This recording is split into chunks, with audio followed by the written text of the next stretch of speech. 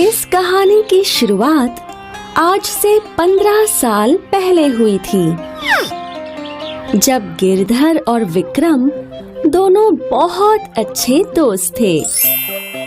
भाई विक्रम, मेरी बेटियां तो सिर्फ 5 साल की हैं और अभी से मुझे ब्याह की चिंता सताए जा रही है। अरे यार, वो तो अभी एक बच्ची है। अब तू कैसे समझेगा? तेरा तो बेटा है, मुझे तो अभी से उसके ब्याह के लिए पैसे जमा करने होंगे। मेरे यार, मैथिली भी तो मेरी बेटी जैसी है, और क्यों ना हम अपनी दोस्ती रिश्तेदारी में बदल दें। क्या मतलब?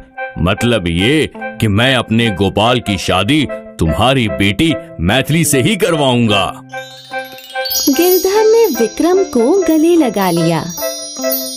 अब 15 साल बाद दोनों बड़े हो चुके थे। गिरधर ने मैथिली का इतना लाड़ प्यार किया कि वो गोल मटोल बन गई। अब जब गोपाल और मैथिली की शादी हुई तो विक्रम और उसकी पत्नी विमला दोनों सोच में डूब गए। मैथिली को सिर्फ आराम करने की ही आदत थी।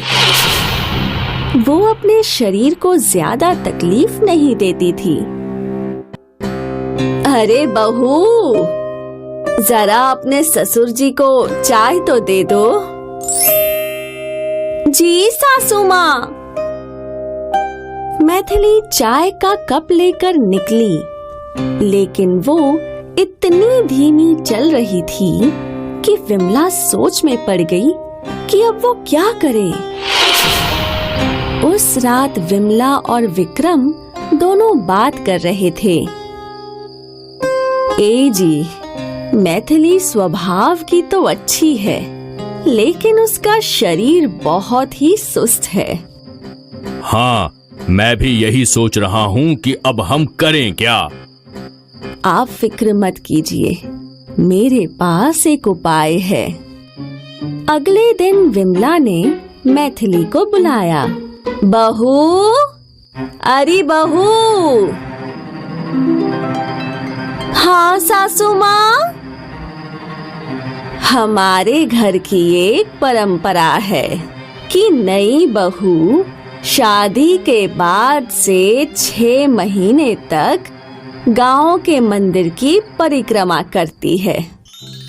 इससे घर में खुशहाली और सुख समृद्धि आती है।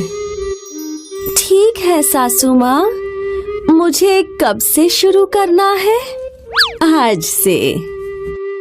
विमला के कहने पर मैथिली मंडी के रास्ते निकल पड़ी। क्योंकि वो ज्यादा चलती फिरती नहीं थी, तो मंदिर तक चलकर वो थक गई थी। मैथिली थोड़ी देर बैठी और फिर उसने परिक्रमा करना शुरू कर दिया। अरे बाप रे, अब तक तो सिर्फ 3 ही परिक्रमा हुई है, 4 अभी भी बाकी है। हाँ। जैसे तैसे मैथिली ने 7 परिक्रमा पूरी की और फिर घर के लिए निकल पड़ी। अगले दिन मैथिली वापस पहुंची और फिर से उसने 7 परिक्रमा कर ली।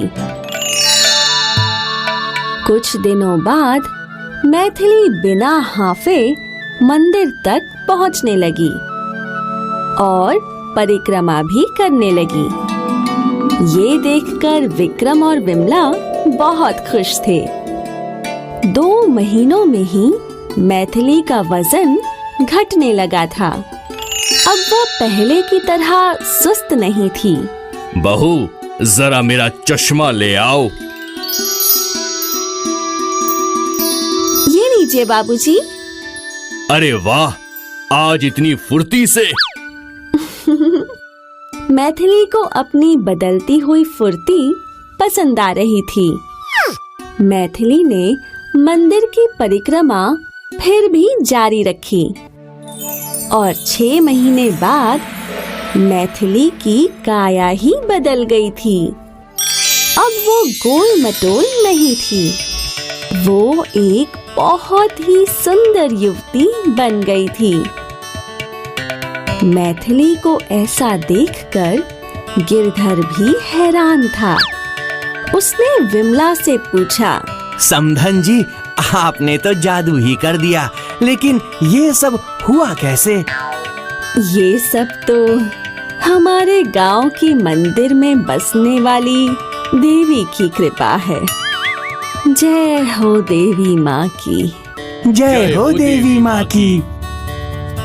मैथिली की जिंदगी बदल गई क्योंकि उसका वजन घट गया, और वो संभव हुआ क्योंकि मैथिली चलने लगी। लेकिन इन सब का श्रेय विमला को जाता है, जिसने बड़ी बुद्धिमानी से अपनी बहू को गोल मटोल से सुंदर बना दिया। इस कहानी ने हमें ये सिखाया कि जरूरत से ज्यादा वजन हानिकारक होता है और वो हमारे शरीर को सुस्त और ढीला बना देता है।